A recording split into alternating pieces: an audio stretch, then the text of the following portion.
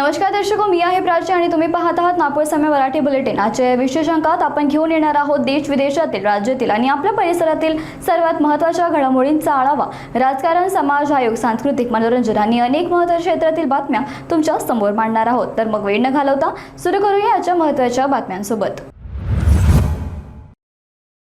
17 मे पासून सुरू होणाऱ्या पुरुषोत्तम अधिक मनसानीत पंढरपुरामध्ये ईश्वर विठ्ठलांचा तुळशीची अर्चना पूजेला भक्तांकडून जबरदस्त प्रतिसाद मिळाला आहे।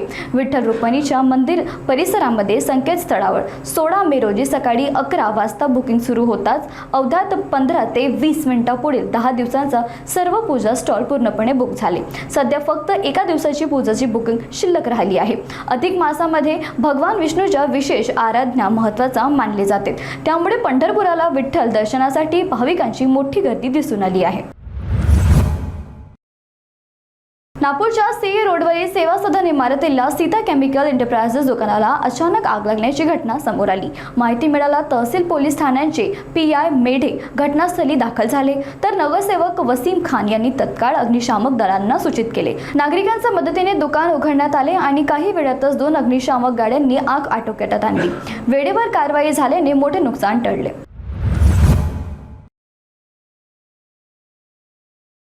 नागपूर जिल्ह्यातील केळवंद परिसरामध्ये परसोडी येथील गंभीर पेट्रोल पंपावर किरकोळ वादानुसार 6 युवकांनी एका कर्मचाऱ्यावर चाकूने हल्ला केल्याची धक्कादायक घटना समोर आली आहे।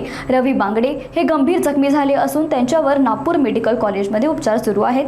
हल्ल्यानंतर आरोपी पळून गेले होते, मात्र केळवंद पोलिसांनी तत्काळ कारवाई करत सीसीटीव्ही आणि माहितीच्या आधारे सावनेर पांडुरा मार्गावरून नाकाबंदी करून काही तासातच सर्व आरोपींना अटक केली। यात एका अल्पवयीन मुलाचाही समावेश आहे। सध्या प्रकारांच्या पुढील तपास सुरू आहे।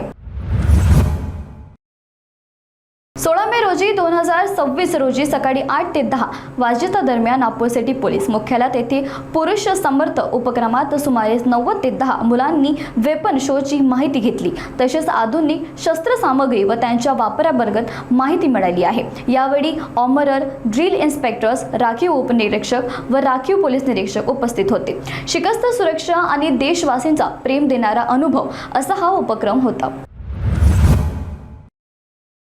आजच्या नागपूर समय बुलेटिनमध्ये इतकंच। आम्ही तुमच्या समोर आणत राहूया महत्त्वाच्या आणि ठळक घडामोडी। बातम्या आवडल्या असेल तर नक्कीच हा व्हिडिओ आपल्या मित्रमंडळाशी शेअर करा आणि पुढच्या अंकांसाठी पाहत राहा नागपूर समय।